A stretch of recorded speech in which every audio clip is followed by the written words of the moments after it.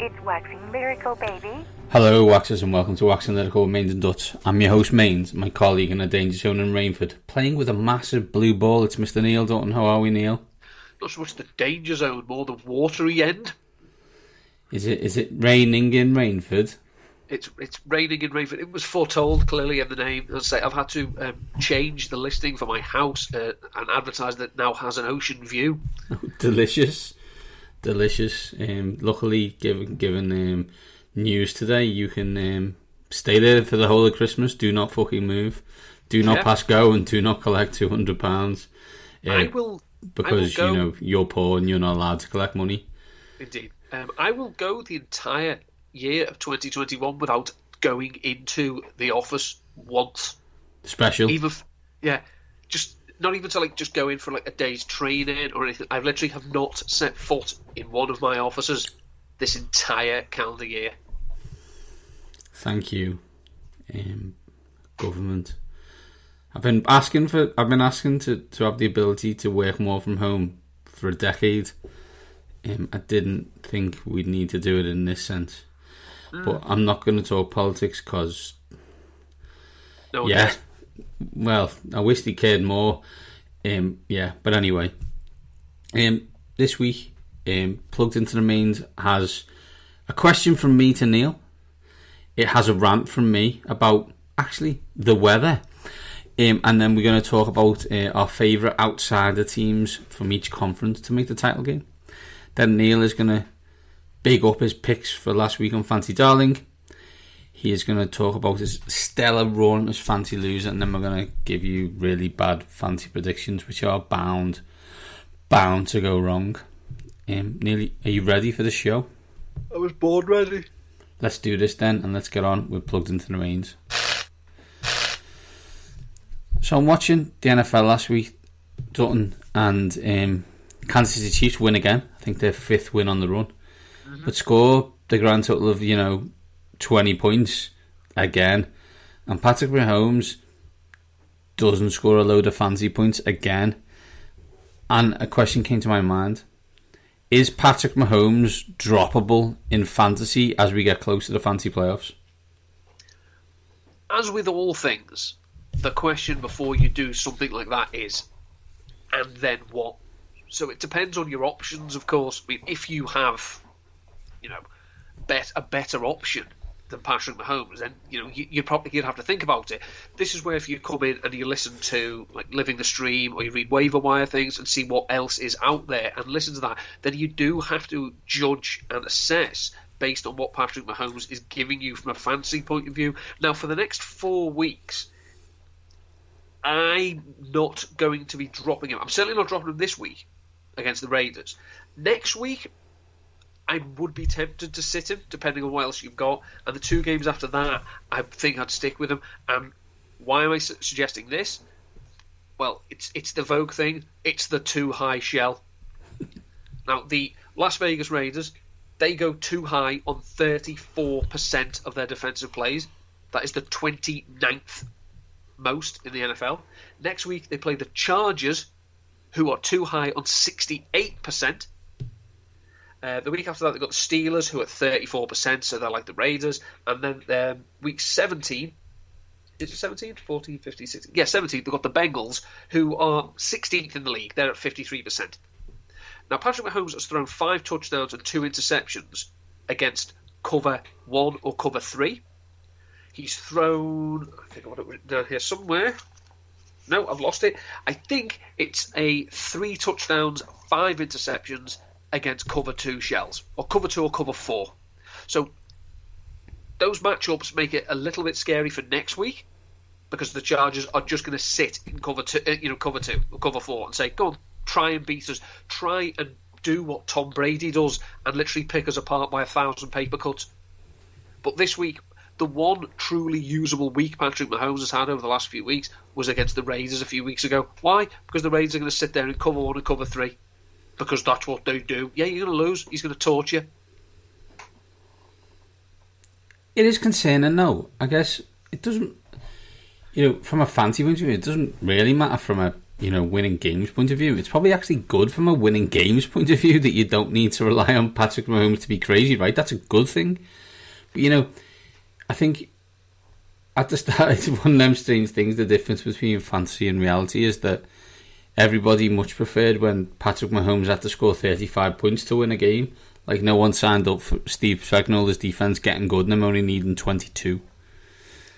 I think it's as I said, I was doing an AMA for 444 yesterday, and one of the points I made on it is, in our league of record, I lost again. And I wouldn't have won, but I would have come closer if I'd started Kirk Cousins over Patrick Mahomes. How do I explain to my children in the year 2021 that I should have picked Kirk Cousins and not Patrick Mahomes? Taysom Hill threw 4 interceptions and got over 20 fantasy points. That means fantasy is broken. Taysom Hill has that wonderful appeal that a player, from a pure throwing of the football point of view, he's horrendous because he tries to murder the ball every time he throws it, and he's going to have multiple interception games. He's got it in him. It's part of his DNA. But he can recover, excuse me, and still be fantasy relevant, whereas someone like Jimmy Garoppolo or Baker Mayfield can't when they throw multiple interceptions because they're not going to run. And Taysom Hill did have 100 rushing yards. So that's why this is the ultimate disconnect between good at fantasy, good in real life. I mean, Terrell Pryor was a good fantasy quarterback, but he couldn't actually throw the ball.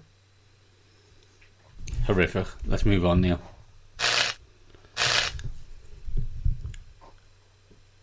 Old people,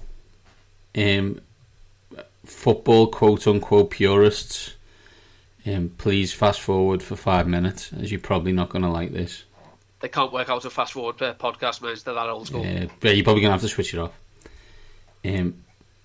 No one wants to watch a game in snow, in rain, in 50-mile-an-hour winds. No one wants to see it. It's not entertaining. It's funny every now and again, but I would quite like an idea that I believe that all games will be played in a dome or Miami, and it won't hear any different. The New England Patriots played to the conditions and won the game and are the best team in the AFC, and I don't think that's deniable right now. I don't think we can deny that. I don't want to watch that game though. I don't want to watch a game where you can't throw it. Now, I understand that they couldn't, so they didn't, and they won. That's cool, right? But I don't want that game. I don't want that game in existence. I want a game where they decide based on opponent, not based on weather. I don't need a weather game defining one of the biggest games in the AFC all year. It's just not, that's the conditions. I'm like, yeah, well, guess what? I don't like them. So, I don't like, isn't it, blah-de-blah's crap if it's under 35 degrees. Yeah, of course he is, because everyone should be crap under 35 degrees, because it's fucking freezing. Like, you shouldn't be good at football, it's fucking freezing. Like, no, stop it. We should be better than this by now. Like, change it, please. I don't want games won because of weather. This is the NFL equivalent of, but could he do it on a cold Tuesday night in Stoke? Yeah, I don't care. I don't want him to do it on a cold Tuesday night in Stoke. I don't want anybody to do it on a cold Tuesday night in Stoke, because I don't think anybody wants to be in Stoke on a Tuesday night. Not even people from Stoke. I do agree with you. I mean, lest we forget, let's cut to the bottom line here. The NFL is an entertainment industry. It's Correct. not sport. It's an entertainment industry. I guarantee you that even Patriots fans who are in attendance for that game, that's a horrible way to spend an evening. In 50-mile-an-hour winds, in driving rain. I mean, I'm looking out the window now, and I can see the rain that pretty similar to what it was like in Buffalo, and I'm not going outside to watch anyone kick a ball about. Yeah, it is part of the the DNA of the game that they do have these moments, and you have to show that you can win in all facets. But it's like you said, this was one of the biggest games of the year in the AFC, because it was a team that we thought at the start of the season was going to be a Super Bowl contender, and a team that we thought, we don't actually know what it is. Is this another passing of the torch from them to the other team? And eventually what we got was a service academy offense adapting to conditions because the team that was at home with the home field advantage couldn't. Which again is the Buffalo Bills' fault, right? Like, no one's denying any of that whatsoever. Like, New England deserved to win. You know, did Buffalo have chances? Yeah. Did they make mistakes? Yeah. But the whole point is not to make mistakes, right? And the New England Patriots didn't, and they won the game, and they should be commended for that. And in the opposite situation of Gus Bradley, you know, we run cover 1 and cover 3, and that's the end of it. Bill Belichick changes his scheme every single game to suit that game, and he did it again. He won, and that's why he's the best coach in the history of the NFL. I'm just saying, I want him to do that when he plays Miami in Miami. Like, I don't want to see it because it's 50-mile-an-hour winds and you can't throw it one way. Like, because it was going end to end. It wasn't even going cross, it was going end to end. I just don't want to see it. I'm not interested in it. It's not fun. I don't want to hear that weather was involved. I want to hear that the best team won not due to the conditions. I don't want to hear it. Like, I live in a world where it happens, and that's fine, and I accept it, but I don't like it, and I don't want it to happen. One of my fellow writers for 4 for 4 and number 5 thing as well, Chris Allen, does excellent work when it comes to weather conditions and games. He's an engineer by trade, so he knows all about stadiums and, you know, wind directions and aerodynamicism and all this, and he knows his stuff better than anyone when it comes to weather in these types of situations. Unfortunately, as you say with you, I think Chris is one of those, you know, his particular forte should be a break glass in case of emergency. Yeah. And we don't want it in the last month of the season. But, you know, we move on. Not to say that Chris doesn't do excellent work, of course. Well, no, what I'm saying is, Bill Belichick did excellent work. The New England Patriots won. We live in a world where weather matters. I'm just suggesting that I don't want to live in that world. Like, I may be wrong, and that's cool. And Mark Sessler and R.I.P. Chris Westling, Chris is literally shouting at me from the sky, what the fuck are you talking about, Paul? And I'm like, no, Chris, I don't want to be in Green Bay in January. Sorry, no. Dome, Miami, that's the list. Anyway, let's get on.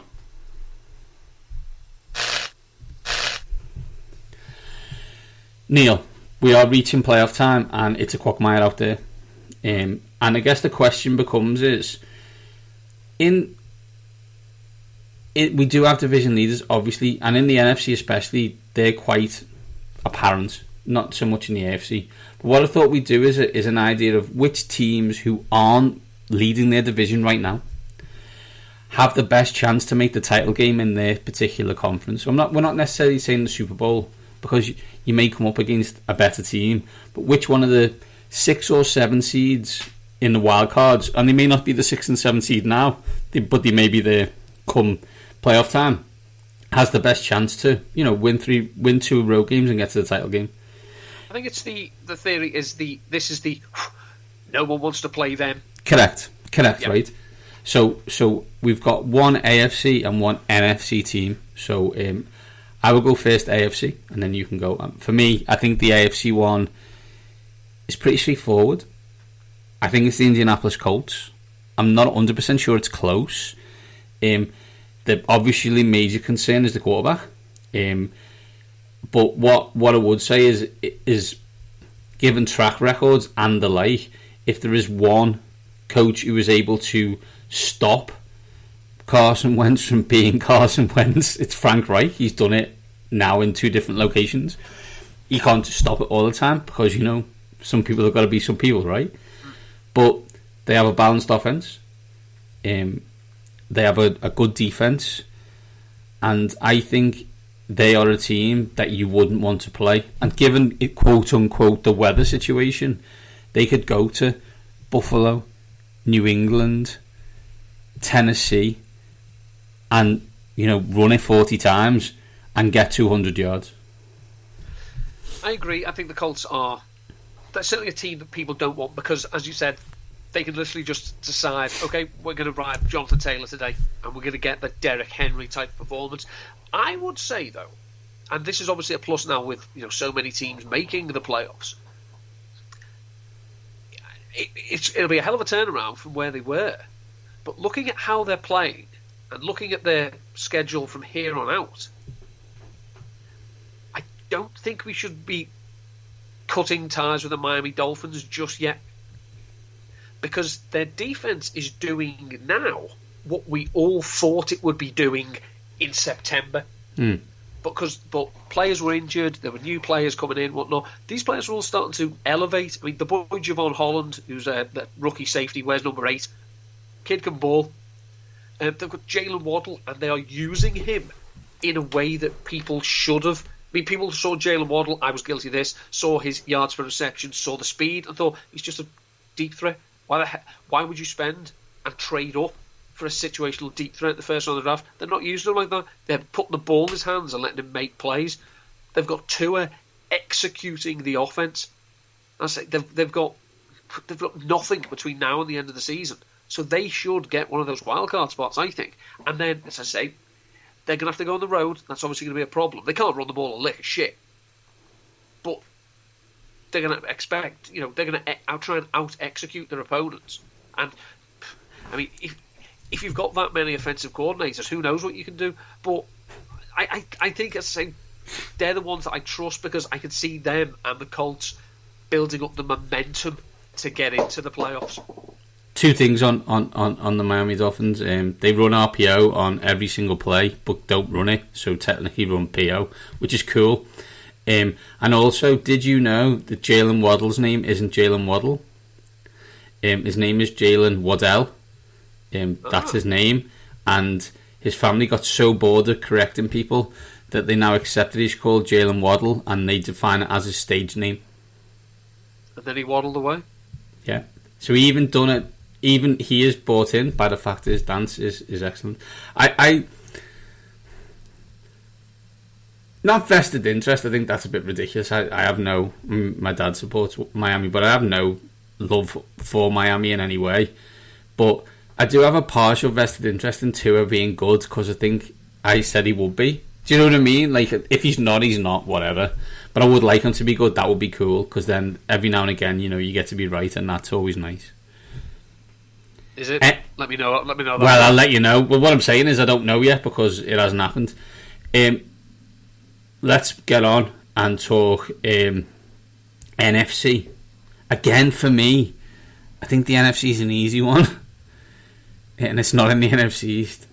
It is the San Francisco 49ers. And I know what you're thinking. They just got beat by the Seattle Seahawks, and that's horrific. But there's bogey teams, and then there's Everton's record against Liverpool and San Francisco's record against Seattle. Since 2014, the San Francisco 49ers, in a period of time where they went to the Super Bowl, I may add, have 2 wins against the Seattle Seahawks, and one of them was in overtime. So in a 60-minute game, they've been leading the Seattle Seahawks at the end of a 60-minute game once. That's 2-15. 2-15. They don't play the Seattle Seahawks anymore. They do play the Rams, though, who weirdly they've got the opposite record against, which is just the craziness of the AFC West. They were playing well prior to the Seattle game, which I'm just basically taking out as some kind of misnomer. Again, a balanced team, and have proven in some guys under this coaching staff they can win playoff games. I agree. They have the 49ers going into the season, the schedule was made them an attractive bet. I know I backed them to win the NFC. But for me, they showed last week that their offense, if it misses that crucial piece, Deebo Samuel, it can be made to look foolish. They're going to be tested this week because it looks like Elijah Mitchell is going to be missing. Trey Sermon's gone into IR. Elijah Mitchell's going to be missing. So it could be a Jermichael Hasty game. He's not that great. However, we're talking about momentum. We're talking about a team with identity. Yeah, I'm going there.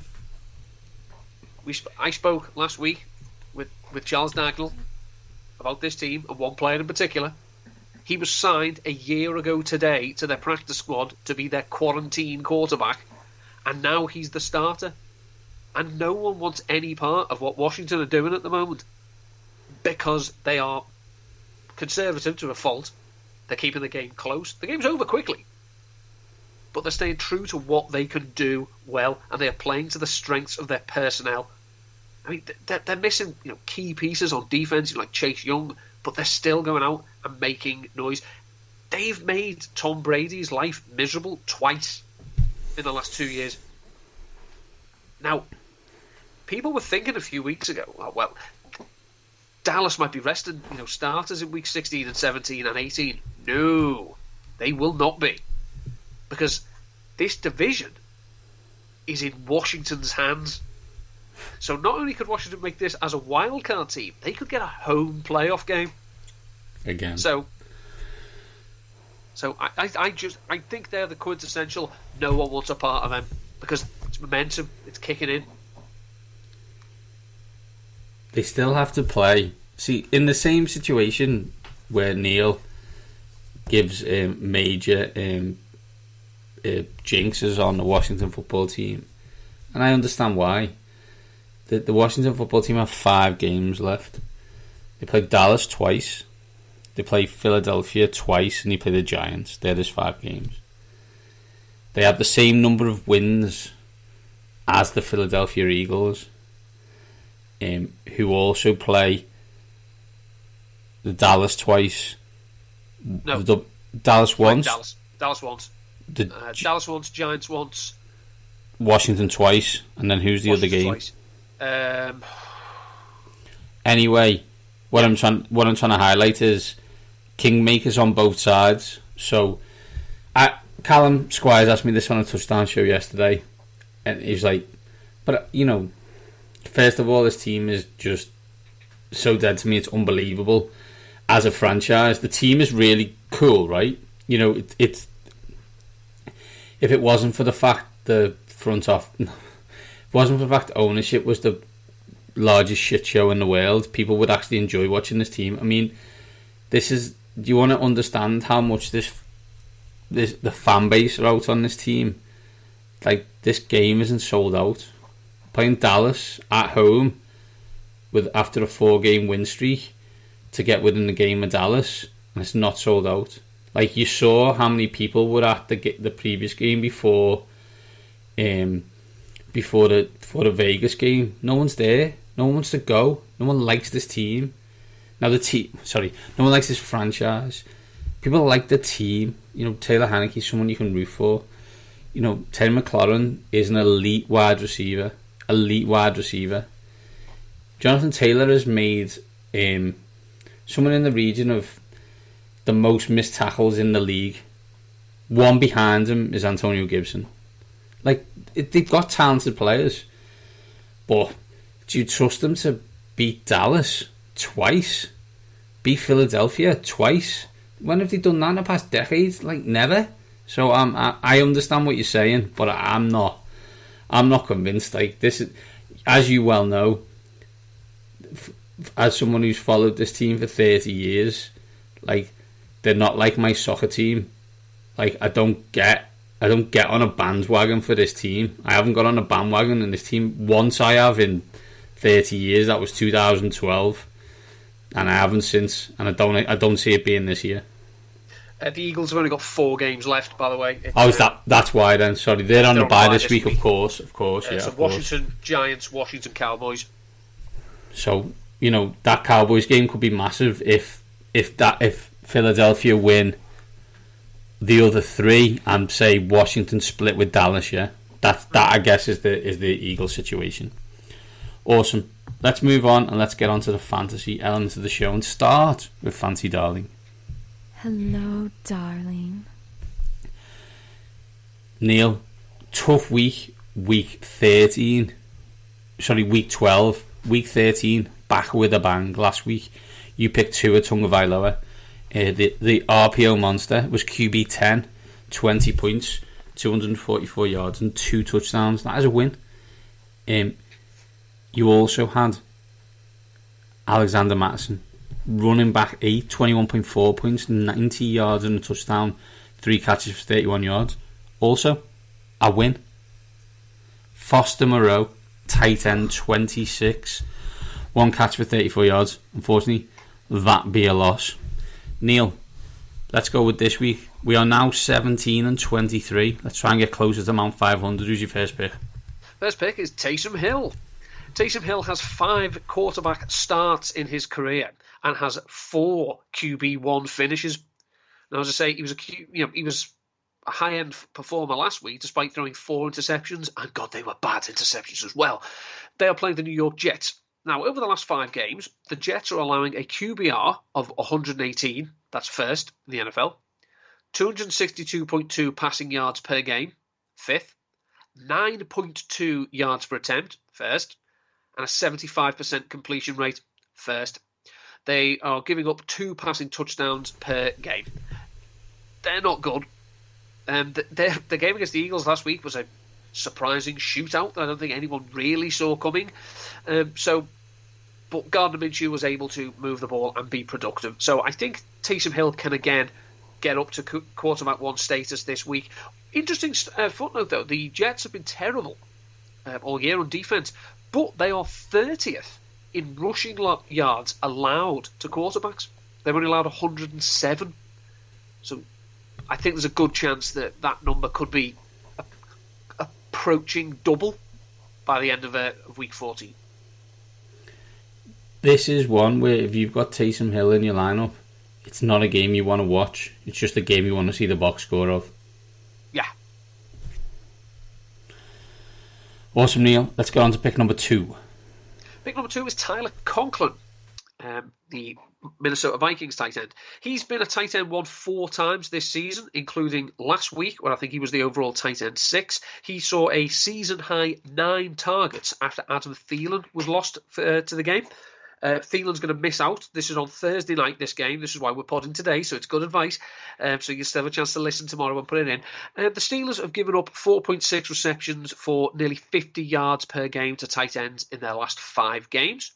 And as I say, Conklin's had 6 games this season with 5 or more targets. So if you need a tight end this week because of the buys, so we've got Dallas Goedert on a bye this week. Mike Gesicki is on a bye. Hunter Henry. So you might need tight end help, and I think Tyler Conklin could be your boy. The Vikings can absolutely do one, and I hope you're all enjoying that Kirk Cousins life. Neil, number 3, please.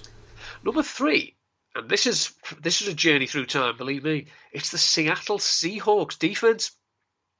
They're playing the Houston Texans. Now, Davis Mills is going to start. Davis Mills has been sacked 22 times in 6 games. That's a 9% sack rate. He's got a 7 to 8 touchdown to interception ratio. The Seahawks have not been great from a counting stats point of view on defense. They've only got 19 sacks, but they are 11th in quarterback hurries.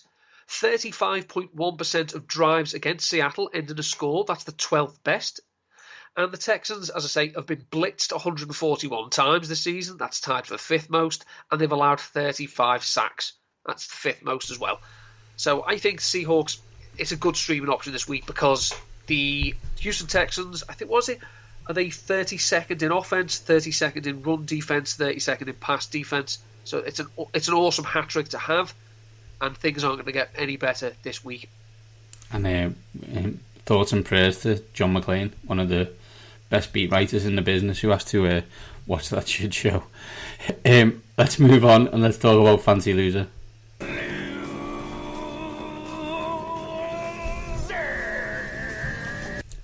Absolutely on fire.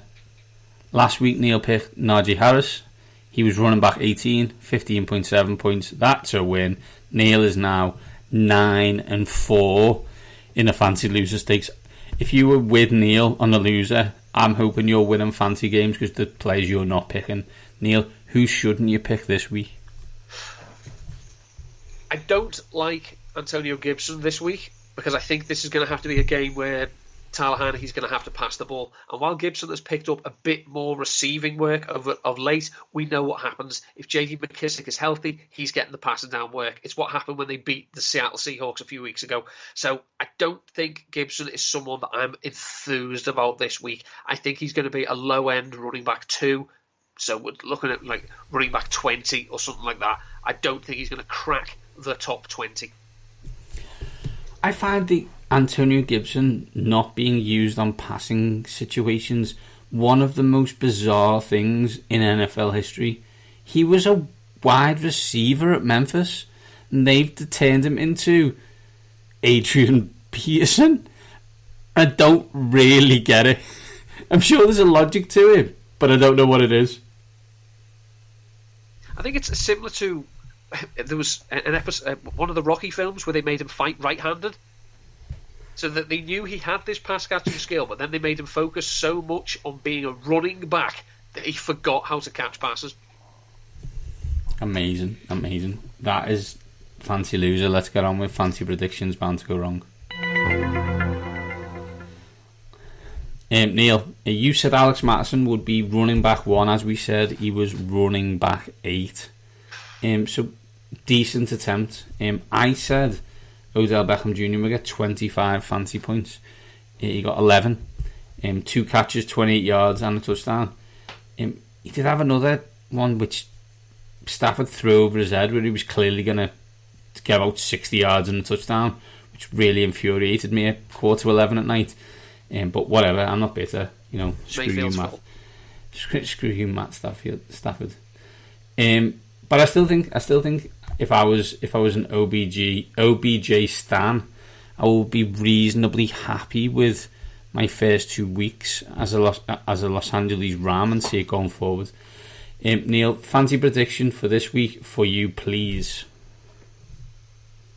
This shouldn't be bold, but based on where we are at the moment, it is bold, and that's Patrick Mahomes, overall quarterback 1. I mean, we talked about it earlier on in the show, and it shouldn't be, but it is. My one is similar, and comes linked off the back of that, and that would be that Tyreek Hill is WR1, because that dude's got the dropsies right now, and it's not good. But if Patrick Mahomes is RB1, I would assume there's only 2 people he's ever thrown it to, right? it's Travis Kelce and Tyreek Hill. So I'll go Tyreek Hill on this.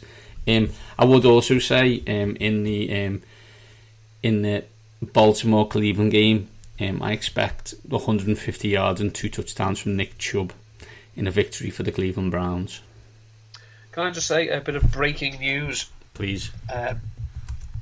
That Mike Williams has been placed on the COVID list as well as Keenan Allen. Oh my goodness. The belief is that Mike Williams is not vaccinated.